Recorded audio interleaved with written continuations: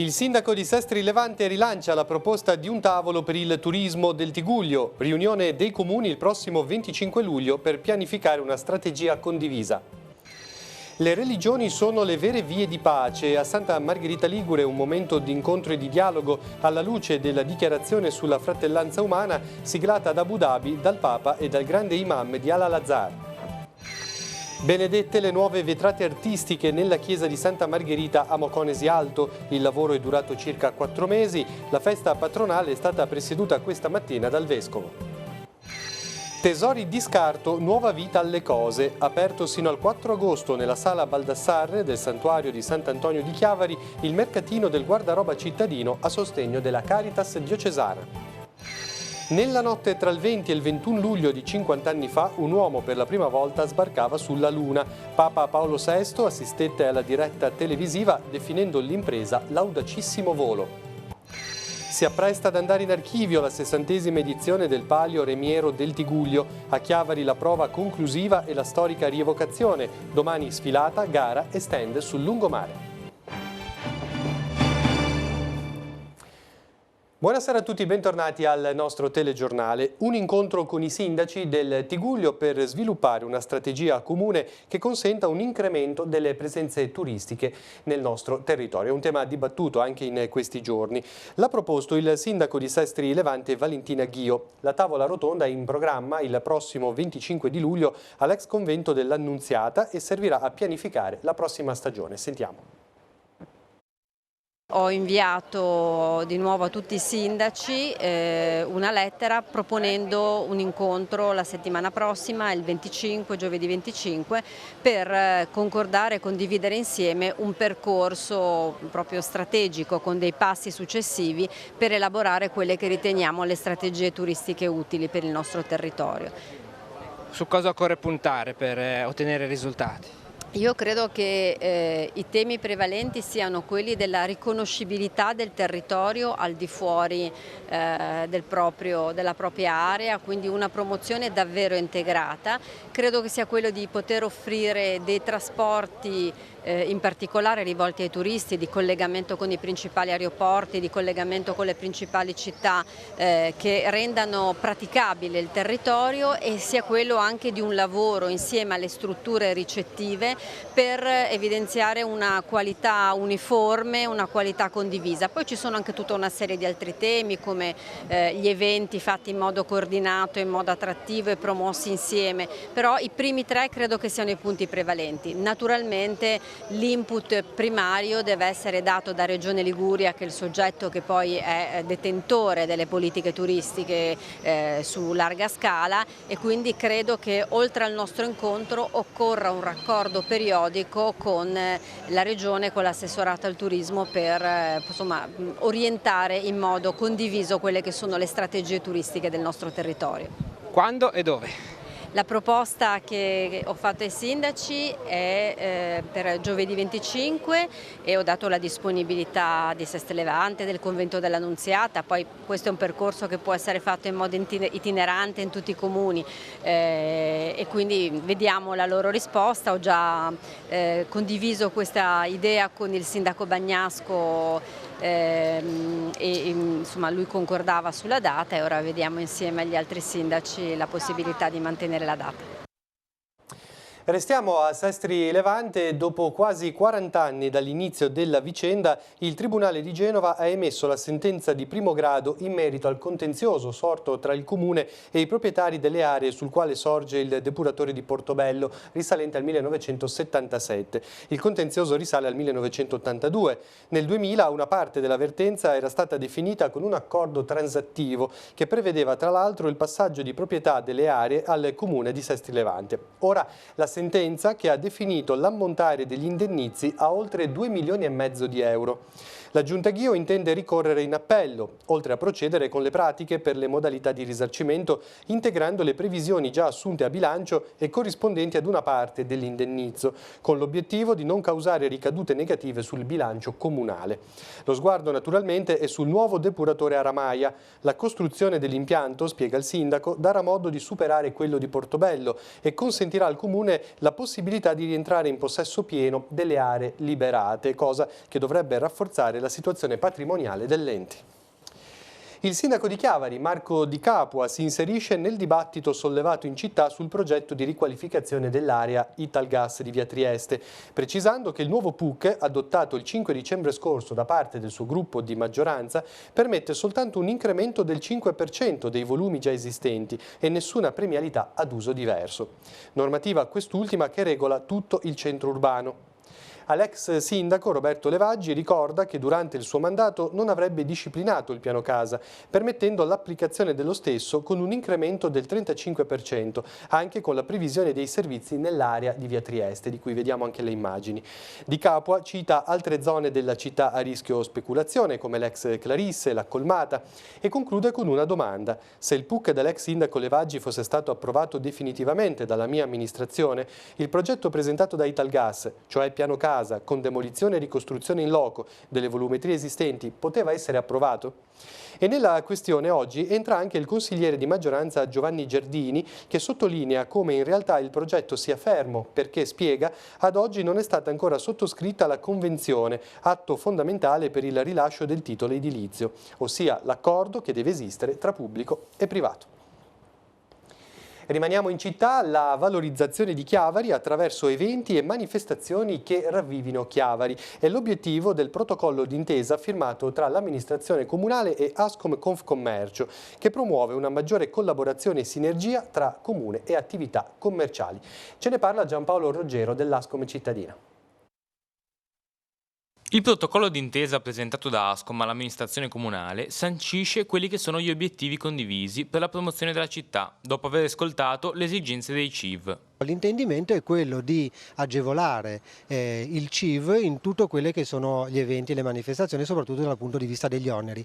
Quindi ci riferiamo a tassa del suolo pubblico, ci riferiamo ai costi della SIAE per la musica, ci riferiamo alla tassa sulle imposte che vengono naturalmente addebitate al CIV in questo senso. In questo caso gli enti, i gestori di questi oneri riconoscono il CIV come ente convenzionato. Ascom Confcommercio ha degli accordi a livello nazionale su queste imposte, fino ad oggi il CIV non le aveva ancora, come dire, usufruito e ricevuto in questo senso. L'altro accordo importante che abbiamo stipulato è quello che ogni qualvolta l'amministrazione comunale ipotizza, crea, struttura delle nuove manifestazioni nel centro storico, il consorzio diventa promotore anche in questo senso, si adopera per iniziativa dell'amministrazione comunale. Il Comune sta valutando la proposta e l'assessore al commercio Gianluca Ratto ha sottolineato che il protocollo permetterà di valorizzare al meglio il tessuto commerciale e che continueranno a lavorare insieme in questa direzione. La Giunta regionale ha stanziato 400.000 euro derivanti da fondi di protezione civile per progettare interventi nei comuni liguri colpiti dalla mareggiata dello scorso ottobre e aumentare la resilienza del territorio. Saranno 140 i comuni oggetto dello stato di emergenza che potranno beneficiare di queste risorse. A questo proposito la Regione invita i comuni a presentare l'elenco degli interventi da progettare entro 30 giorni e sulla base dei criteri individuati dagli uffici, così da poter poi stilare una graduatoria di interventi e farsi assegnare le risorse già a partire da questo mese di settembre. E siamo all'informazione religiosa. A quasi 6 mesi dalla firma ad Abu Dhabi del documento sulla fratellanza umana sottoscritto dal Papa e dal grande imam di Al-Azhar, 22 leader ed intellettuali musulmani, sunniti, sciiti e sufi, pochi giorni fa hanno firmato un testo di 15 pagine per ribadire il loro sostegno a questo documento. Se ne è parlato anche nel nostro territorio. Pochi giorni fa a Santa Margherita Ligure si è svolto un incontro sul tema La sfida di Francesco, l'incontro con i musulmani. Sentiamo. Nella società in cui viviamo, sempre più multietnica, qual è l'importanza del dialogo e dell'incontro fra cristiani e musulmani?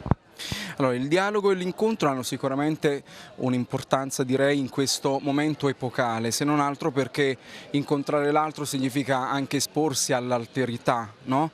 Quindi ad un'appartenenza religiosa culturale che con un approccio interculturale responsabile può anche condurci a riscoprire chi siamo noi nella nostra identità, nella nostra cultura, rispetto alla nostra religione di appartenenza. nel suo libro San Francesco e i musulmani. 800 anni dopo un altro Francesco ha incontrato il grande imam e ha firmato questa storica dichiarazione. Ma come è stata accolta nel mondo musulmano? Il documento, tra l'altro, frutto di questo incontro, il documento di Abu Dhabi sulla fratellanza umana, è un documento importante che è stato accolto sicuramente nel mondo arabo-islamico come un documento che sollecita l'incontro e il dialogo, ma è anche un documento importante perché porta la firma non solo ovviamente di Papa Francesco, ma anche della massima, potremmo dire, autorità, rappresentanza, no, da parte del mondo sunnita attraverso appunto la firma dello Sheikh di Al-Azhar Al-Tayeb. Il Papa e Al-Tayeb sono diventati in qualche modo amici anche dopo il viaggio in Egitto, e dunque sempre il contatto, l'incontro personale è un fattore importante in questo senso, e dunque anche dietro la firma di quella dichiarazione di Abu Dhabi c'è questo rapporto, e c'è anche la volontà di iniziare un cammino nuovo insieme per dire che le religioni sono vie di pace e che non deve esistere per nessuno, di nessuna religione, la possibilità di abusare del nome di Dio per giustificare la violenza, l'uccisione di innocenti, il terrorismo. L'incontro di Santa Margherita Ligure è stato ripreso integralmente da Telepace e sarà trasmesso domenica 28 luglio alle 21:10 sul canale 15 Telepace 1.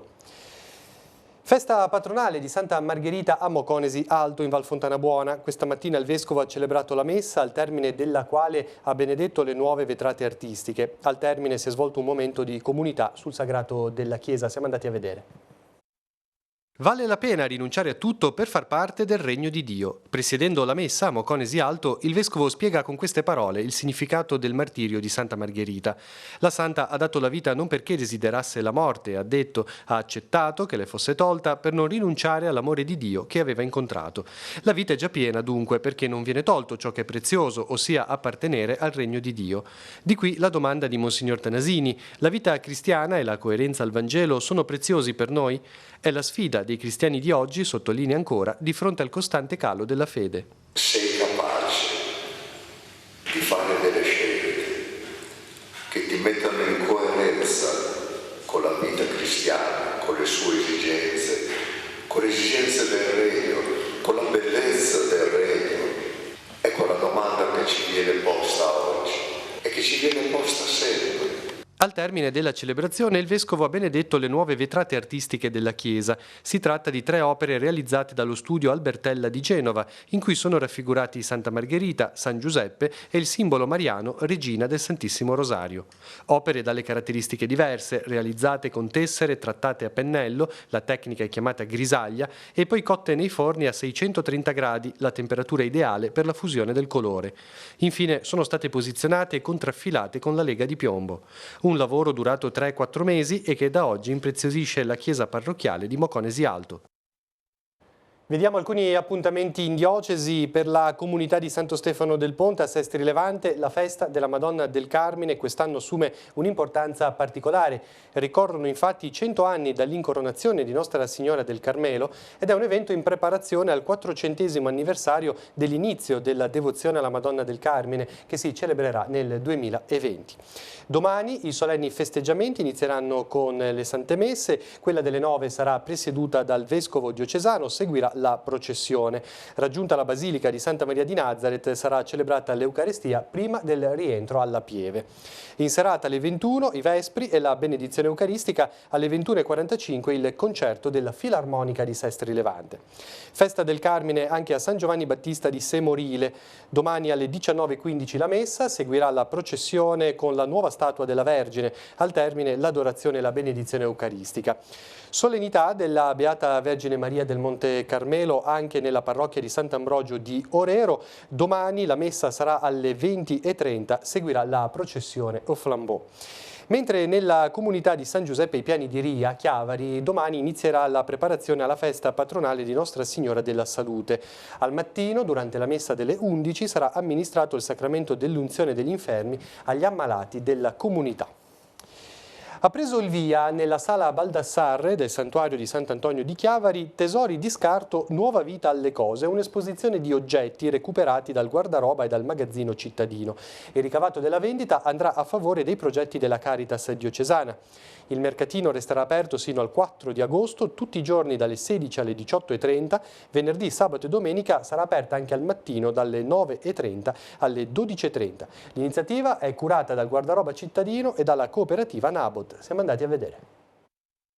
Abbiamo cercato di creare una stanza proprio di una casa che abbia l'accoglienza di ciascuno di noi. Ci sono le tazzine di porcellana decorate, i bicchieri in cristallo, una macchina da cucire, magliette, gonne, tavoli e credenze. Sono gli oggetti esposti in Tesori di scarto, nuova vita alle cose, il mercatino di manufatti e vestiti recuperati dal guardaroba e dal magazzino cittadino ed esposti nella sala Baldassarre del santuario di Sant'Antonio a Chiavari. Abbiamo pensato a un progetto di recupero di mobili e dei vestiti del guardaroba cittadino che non vengono utilizzati o che pure sono proprio belli, oppure anche ai tessuti dei vestiti che non vengono utilizzati e quindi farli diventare qualcos'altro, quindi trovare un altro senso alle cose, oppure nelle cose che vengono scartate vedere la cosa bella che c'è e che può diventare. Il mercatino resterà aperto fino al 4 di agosto, tutti i giorni dalle 16 alle 18:30, il venerdì, il sabato e la domenica apertura anche al mattino dalle 9:30 alle 12:30. Un'iniziativa a cura del guardaroba cittadino e della cooperativa Nabot. Il ricavato della vendita degli oggetti andrà a favore dei progetti della Caritas diocesana di Chiavari. I fondi utilizzati saranno destinati a tutti i progetti che ha in corso la Caritas in questo momento. Vediamo esposti anche dei mobili, sono tutti quelli presenti a disposizione o ce ne sono degli altri? Ci sono altri mobili a disposizione, questi sono quelli che abbiamo scelto, ma c'è la possibilità di vederne altri e poterli anche acquistare nel magazzino dei mobili, sempre è accanto alla sala dove in questo momento c'è la mostra ed è visitabile il venerdì dalle 3:30 alle 5:30. Lunedì 22 luglio si celebra l'anniversario di dedicazione della cattedrale di Chiavari. Alle ore 18 il vescovo presiederà la messa che sarà trasmessa in diretta TV su Telepace 1 al canale 15. Sempre lunedì 22 si tiene la festa di Santa Maria Maddalena nella parrocchia di San Michele di Soglio. La messa solenne sarà presieduta alle 20:30 da Don Emilio Iozzelli, che quest'anno celebra il 50° di ordinazione. E siamo all'approfondimento. Nella notte tra il 20 e il 21 luglio di 50 anni fa per la prima volta l'uomo sbarcò sulla Luna. Un evento storico dal punto di vista delle conoscenze umane, ma anche un evento mediatico straordinario. Papa Paolo VI seguì in diretta televisiva l'allunaggio del 1969. A commentare l'impresa il giornalista Rai Tito Stagno. Radio Vaticana lo ha incontrato per raccontare come venne accolta la presenza del Papa fra i telespettatori. Vediamo. Onore a voi, uomini artefici della grande impresa spaziale. Onore a tutti coloro che hanno reso possibile l'audacissimo volo. Al mio ha toccato il suolo lunare, Paolo VI aprì le braccia e fece un cenno come per benedire lo schermo. Quella benedizione me la presi anch'io e ancora la conservo perché può sempre far comodo.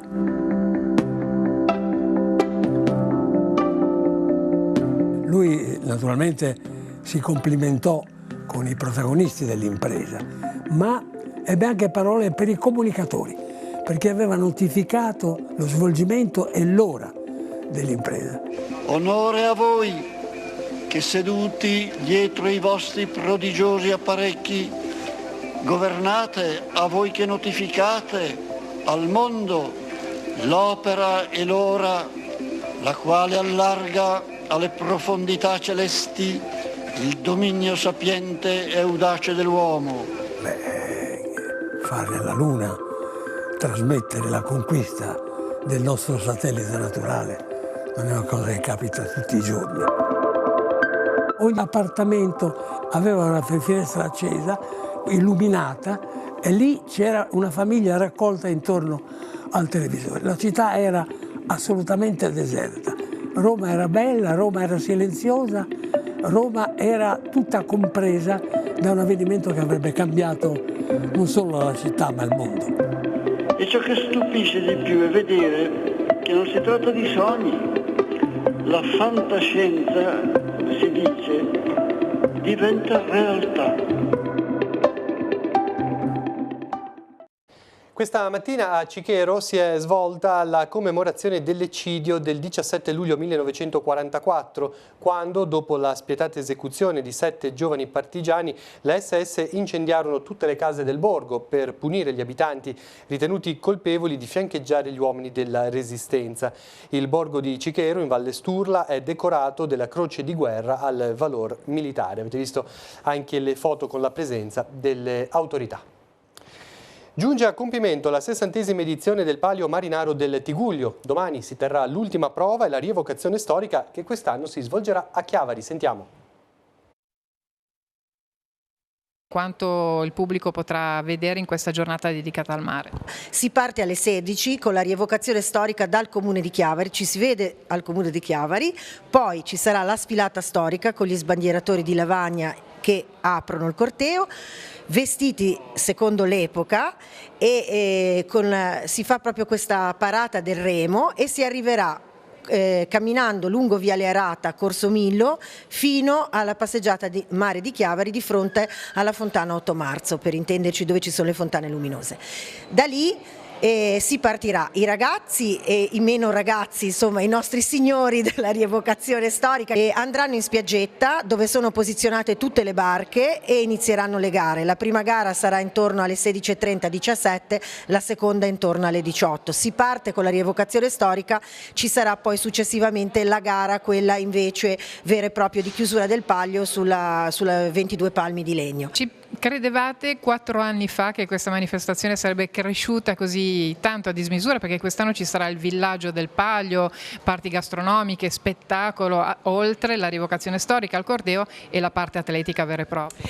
In realtà no, perché siamo partiti un po' quasi per scherzo, per scommessa, dove proprio è nato il Palio a Santa Margherita Ligure 4 anni fa. Quest'anno siamo veramente orgogliosi di essere a Chiavari, ma soprattutto questo sarà reso possibile proprio perché il Comune di Chiavari ha creduto e sta credendo in questa manifestazione, per cui senza il suo supporto di Consorzio Ristoratori Chiavaresi, tutti i vari sponsor tecnici, la Lega Navale di Chiavari che comunque stanno fortemente supportando questa manifestazione e faranno sì che sarà una manifestazione veramente, se vogliamo dire, un po' più in grande rispetto agli altri anni, che sta crescendo di anno in anno naturalmente.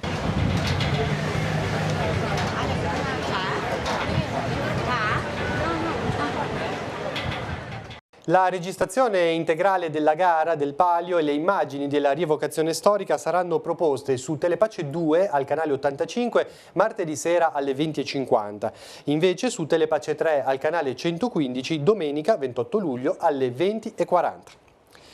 È stato Mohamed Riti, atleta della Delta Spedizioni, con il tempo di 19 minuti e 3 secondi, il vincitore della 15ª edizione della corsa Percorrendo il Centro Storico, organizzata ieri sera in centro città a Chiavari dall'Associazione Maratoneti del Tigullio. Quasi 300 i corridori che in notturna hanno percorso per 4 volte l'anello di 1,5 km. Secondo posto per l'atleta della Trionfo Ligure Andrea Torre, terzo Andrea Giorgianni della Delta Spedizioni. Prima tra le donne Iris Baretto, sempre della Trionfo Ligure, con il tempo di 22 minuti e 9 secondi. Buona anche la cornice di pubblico che non ha mancato di sostenere i corridori, state vedendo le immagini. L'Associazione Maratoneti del Tigullio dà ora appuntamento alle Casermette del Penna per la seconda edizione della Ecomaratonina Foresta del Penna, che è prevista per il prossimo 13 di ottobre. E ha preso il via sul campetto di Sant'Andrea di Rovereto a Chiavari la 6ª edizione del torneo Polverone. 70 partecipanti di età compresa tra i 6 e i 60 anni, suddivisi in 14 squadre, saranno impegnati sino a domani nei tornei seniores, juniores e in quello femminile. Assoluta novità dell'edizione di quest'anno è il torneo Chi c'è c'è. aperto a chi si mette in gioco con ironia e puro spirito di divertimento. Anche per il 2019 lo spazio di gioco e l'area antistante il campetto in terra battuta sono stati sistemati dagli abitanti della frazione, che si sono ritrovati per condividere una festa di sport e amicizia. Come sempre è grande la partecipazione del pubblico, in tanti ad applaudire i giovanissimi che durante l'inverno si sono allenati nei campetti delle frazioni di Sant'Andrea di Rovereto sotto la guida degli allenatori Andrea, Giovanni e Sergio, e la cui formazione si è classificata al primo posto del torneo locale e al terzo di quello regionale.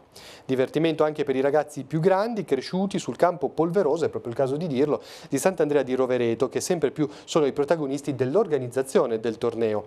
Finali, premiazioni e festa tutti insieme domani sera sul sagrato della Chiesa. E ora tutti gli altri appuntamenti, sfogliamo insieme l'agenda con Giacomo Rizzi.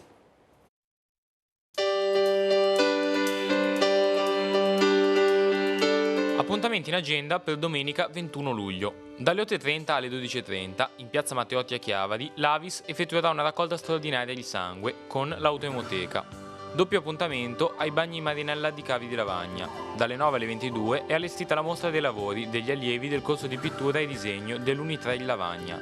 Alle 21 Sara Vergnano proporrà un concerto tributo ai Queen. Le politiche dell'immigrazione e la tutela dei diritti umani è il tema della conferenza in programma alle 10, nella sede della Croce Verde in Largo Casini a Chiavari. Iniziativa a cura dell'associazione Italia che resiste Tigullio. A Prato Mollo di Borzonasca raduno annuale degli alpini del settore Sturla-Aveto, gruppo Sopra la Croce. Alle 10 il ritrovo in quota, alle 11 l'alzabandiera, alle 12:30 il lancio al sacco e la giornata sarà realizzata dal gruppo musicale Le Paesanelle. Seconda giornata a Santo Stefano d'Aveto per la manifestazione Appennino in musica. 2 giorni di allegria in compagnia di bande e cori provenienti da tutta l'Italia. Concerti alle ore 11, 15, 17 e alle 20:45 tra il castello e il santuario di Nostra Signora di Guadalupe. Il Parco dell'Aveto propone un'escursione alla cascata della Ravezza, lo splendido salto d'acqua del torrente Rezzoaglio. Ritrovo a Villa Rocca di Rezzoaglio alle 14:30. Ultima giornata del Posidonia Green Festival, l'evento dedicato alla cultura e all'ambiente sul lungomare di Recco. Alle 15:30 pulizia della spiaggia e del fondo marino. Alle 19 dibattito Ocean Initiatives, oltre alla pulizia della spiaggia. Conclusione con lo spettacolo teatrale ispirato al romanzo Il vecchio e il mare di Hemingway. Festa dell'agricoltura a Lavagna, nel giardino delle scuole di Riboli. Dalle 19:30 stand gastronomici con piatti tipici e a seguire serata danzante con l'orchestra I Roller Folk. Nona sagra del raviolo a Sesta Godano. Alle 19:30 apertura stand gastronomici. Alle 21 ballo liscio con l'orchestra I Caravel. Carrasco Rock Fest nei giardini di Via Piani.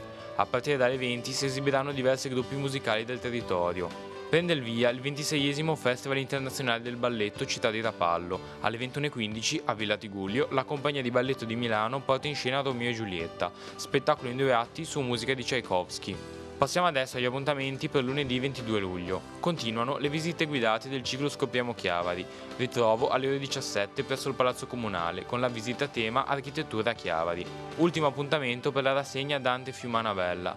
Alle 20:30 in località Scaruglia di San Colombano Certenoli, inaugurazione delle nuove lastre marmoree che riportano alcuni versi della Divina Commedia. Alle 21 gli attori ravennati Cesare Flamigni e Giovanni Vigilanti reciteranno alcuni canti danteschi. Alle 21 sul sagrato della chiesa di Santa Sabina di Trigoso, a Sesti Levante, il Circolo Acri presenta il ciotolo numero 42, Storia di Navi 3, curato da Angelo Ciccarelli. Continua la rassegna per famiglie Teatro Sotto le Stelle. Alle 21:15 a Cardini di Casalza Ligure andrà in scena La Santa Brigida.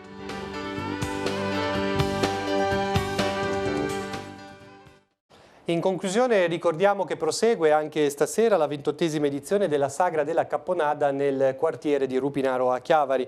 In occasione della festa di San Giacomo gli Ommi del Ruinà organizzano la festa con stand gastronomici a base di un piatto tipico dei marinai, la Capponada appunto, che dà il nome alla festa. Ieri la prima serata si replica come detto questa sera e anche domani. Ricordiamo che la finalità è benefica e che gli stand sono aperti a partire dalle 19:30.